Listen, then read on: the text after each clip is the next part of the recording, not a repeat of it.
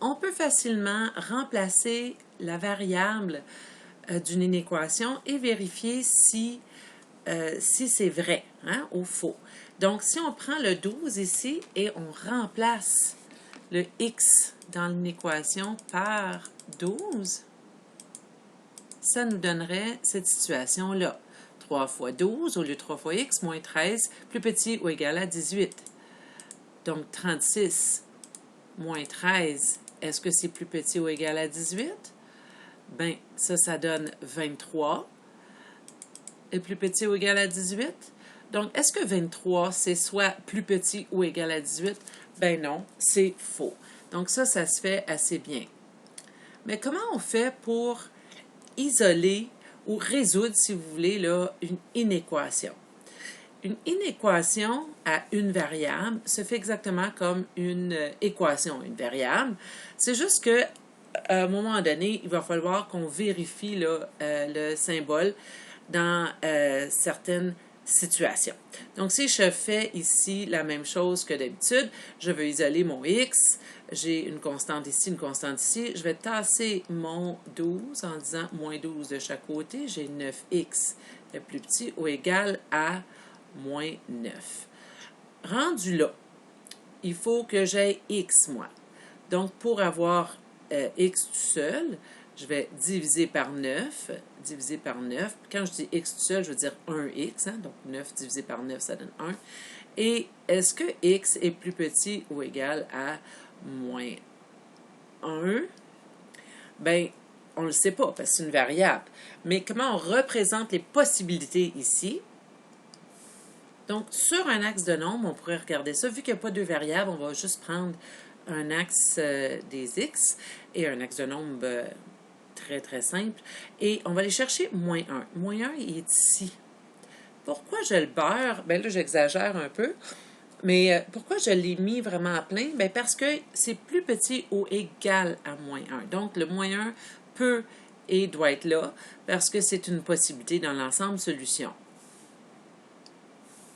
Donc, ce que j'ai ici, c'est tous les nombres, là, je ne vais pas continuer ici l'axe, mais tous les nombres sont plus petits ou égal à moins 1.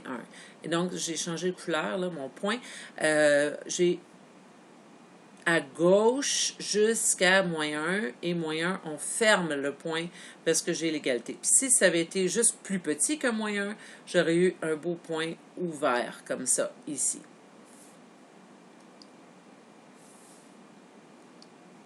Dans le prochain, j'ai cet x moins 18 est plus petit que 10. J'ai fait plus 18 plus 18. Donc ici, on aurait tout simplement 28. Et pour isoler le x, je dirais divisé par 7, divisé par 7 pour libérer le x, là, ici. Et il faut qu'on le fasse des deux côtés. Donc, ça donnerait x est plus petit que 4. Donc, tous les nombres plus petits que 4. À ce moment-là, pour représenter sur une droite numérique simple, comme ça, bien là, il faut que je fasse un point ouvert à 4, parce qu'on n'a pas la possibilité de et ou égal. Donc, ça serait ça, et tous les nombres plus petits que 4. Comme ça.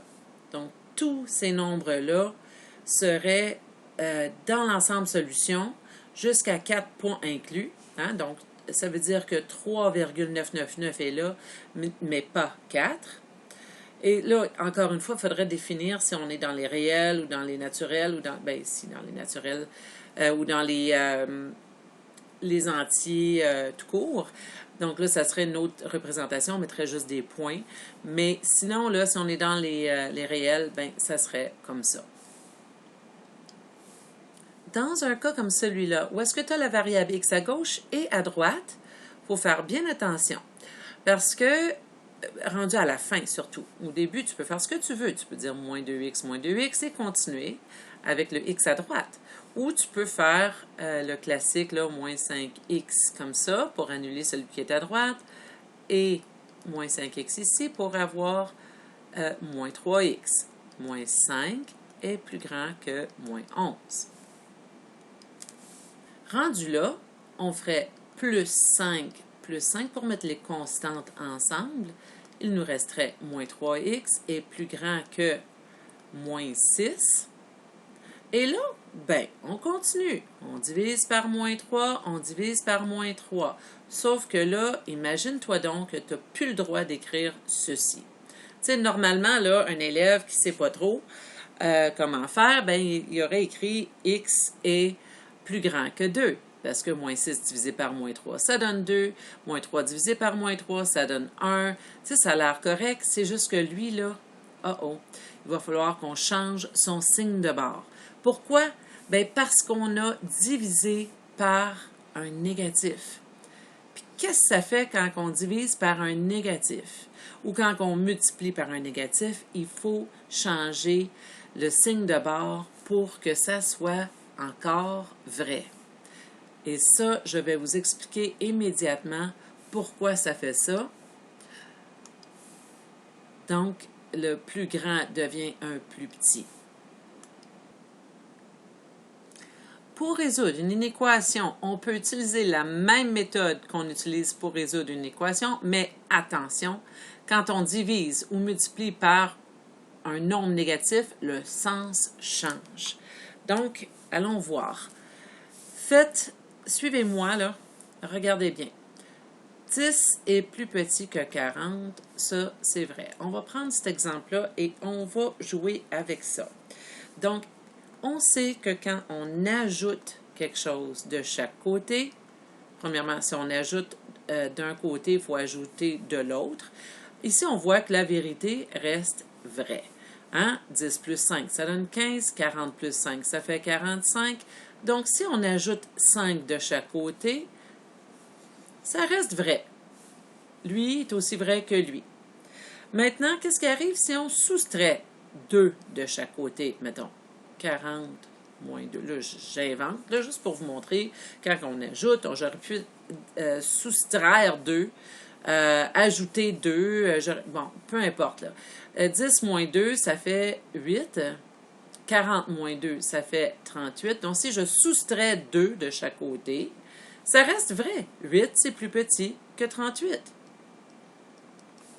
OK, jusqu'à date, ça va très bien. Maintenant, si je dis, je vais prendre le 10 et le 40 et je vais multiplier par 2 de chaque côté. Qu'est-ce qui arrive? Est-ce que ça reste vrai? Si je multiplie de chaque côté, ça fait 20, ça fait 80 et ça reste vrai. 20, c'est plus petit que 80. Oups là. Bon, ça c'est exagéré. OK, si je multiplie maintenant par moins 2.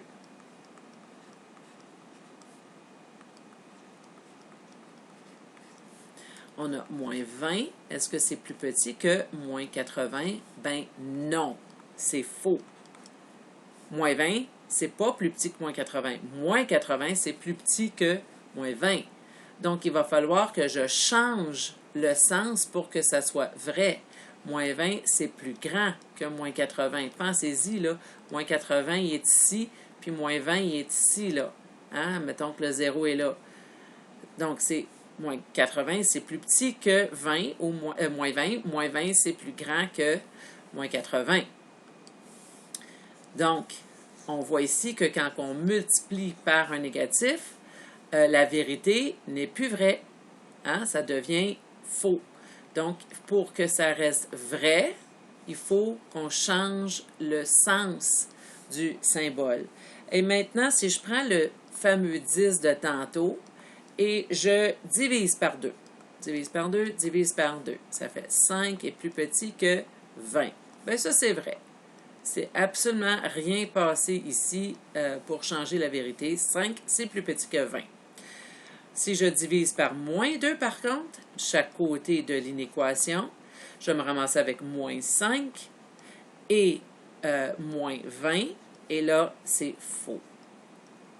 Pour garder la vérité, il faut que je fasse plus grand que moins 20. Parce qu'encore une fois, si tu y penses, moins 20, il est beaucoup plus à gauche que le moins 5 sur l'axe des nombres.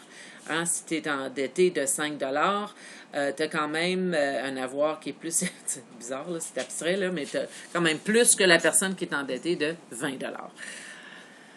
Bon, alors, il a fallu que je change, hein, quand je divise par moins 20, il a fallu que je change le sens de l'inéquation.